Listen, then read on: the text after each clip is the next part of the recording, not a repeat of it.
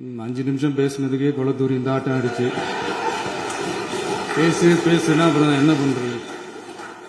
கடைசியா நான் இந்த உரையை முடிக்கிறதுக்கு முன்னாடி ஒரு முக்கியமான ஒரு விஷயம் பத்தி சொல்லணும். ஆளுநர் உரை அன்னைக்கு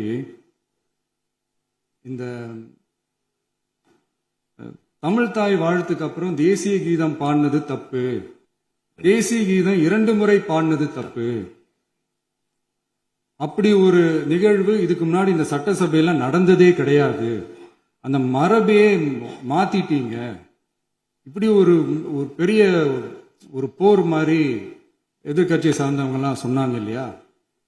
அந்த மாநில உரிமை போராளிகளை, அந்த மரபு காக்கிற உரிமை போராளிகளை ஒரே ஒரு கேள்விதான் கேட்கணும்.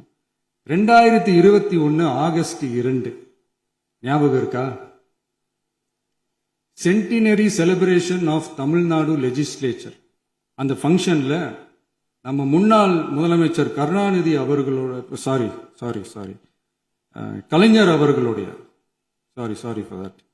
கலைஞர் அவர்களுடைய புகைப்படத்தை மாண்புமிகு குடியரசுத் தலைவர் திறந்து வைக்கிற ஒரு ஃபங்க்ஷன். அந்த ஃபங்க்ஷன்ல national anthem followed by Tamil Thai Vazhthu அப்படின்னு அறிவிச்சது ஞாபகம் இருக்கா? அதாவது தேசிய கீதத்துக்கு அப்புறமா 2வது முறையா, நோட் திஸ் பாயிண்ட் மாண்புமிகு பேரவைத் தலைவர் அவர்களே, please note this point.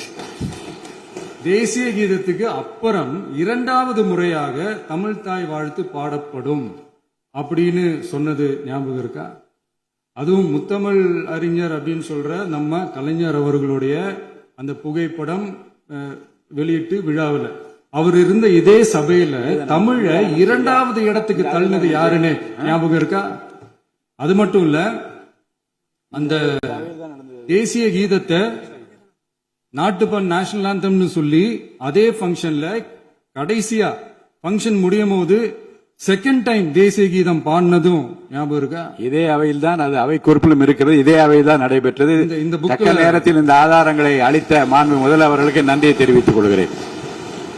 Doubt இருந்தா இந்த புக்கை பார்த்து தெரிஞ்சுக்கலாம்.